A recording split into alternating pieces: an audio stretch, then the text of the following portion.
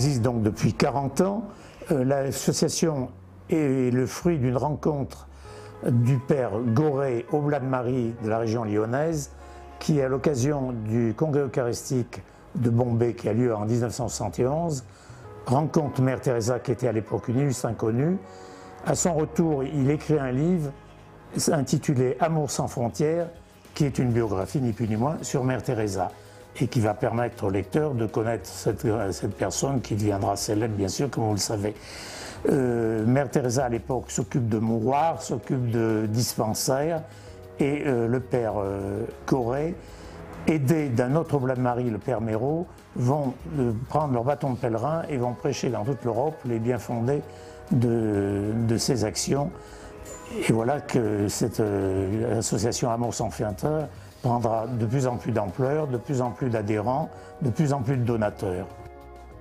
On répond à 3 axes principaux, à savoir l'aide à l'enfance en détresse, la santé, la formation, l'éducation. Et ceci sur les pays d'Afrique, de l'Afrique subsaharienne, l'Afrique de l'Ouest, l'Afrique francophone. Nos projets correspondent aux 2 types d'activités. L'envoi des containers, on envoie donc 10 containers par an à destination principalement du Togo et du Bénin, et on vient de fêter le 100e.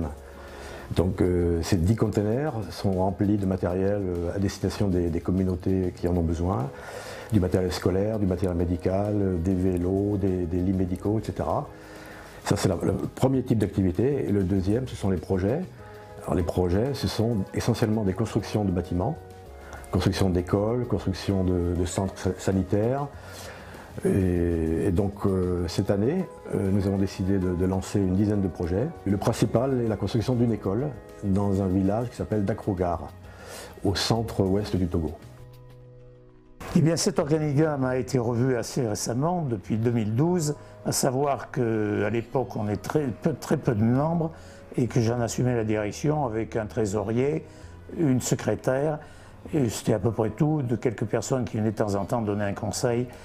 Et puis on s'est renforcé donc à la fin de l'année 2012, ce que je viens de vous dire, et on a plusieurs personnes sont venues m'aider, m'entourer, et on a délégué certaines missions, à savoir la personne qui s'occupe de la trésorerie, la personne qui s'occupe de la communication, les personnes qui s'occupent de l'informatique, la personne qui s'occupe également des projets, et laquelle d'ailleurs est partie en Afrique parce que c'était quand même bien nécessaire de connaître un petit peu de très près ce qui se passait là-bas et qu'est-ce qu'il fallait faire et comment c'était reçu.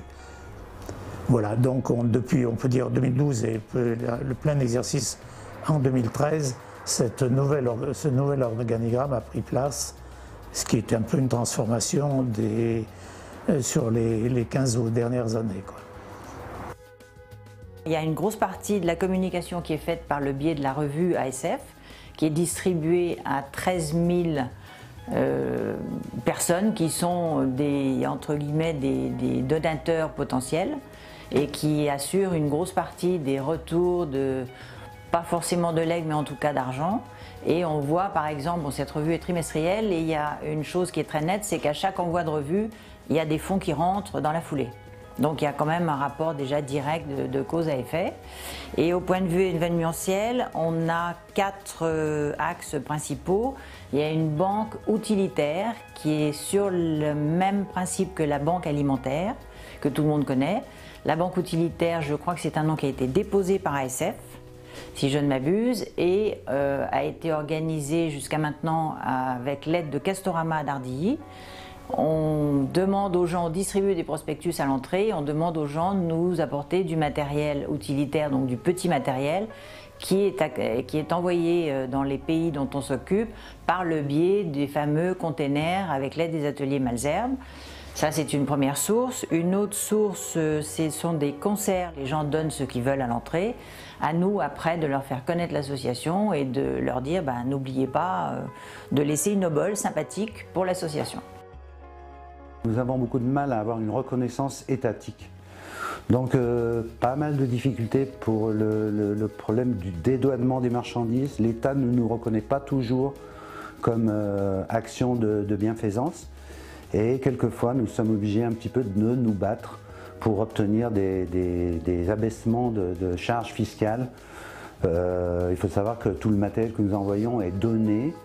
C'est du matériel qui est destiné à l'aide humanitaire. Il n'y a pas de raison qu'on nous fasse payer des taxes d'importation. Donc c'est une des principales difficultés. La deuxième difficulté, c'est d'arriver à vérifier que le matériel que nous envoyons, les fonds que nous envoyons, sont bien destinés aux communautés que nous avons sélectionnées ou choisies.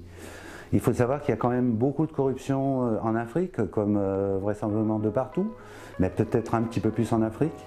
Donc une des difficultés est celle-ci, c'est d'arriver à bien vérifier que l'argent va bien à la bonne destination, que les bâtiments que l'on aide à construire sont bien construits dans les normes.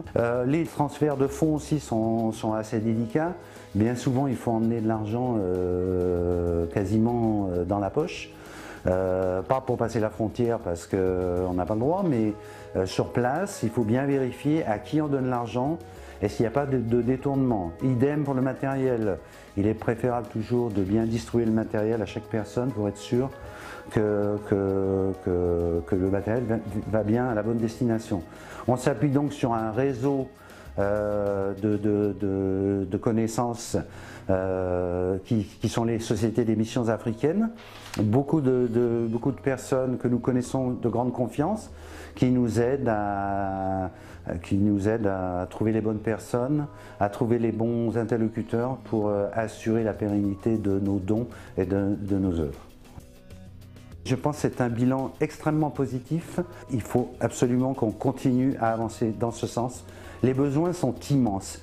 Ces populations sont dénuées de tout bien matériel. Il y a une grande souffrance par rapport à la maladie. Il y a de grandes difficultés pour se faire soigner.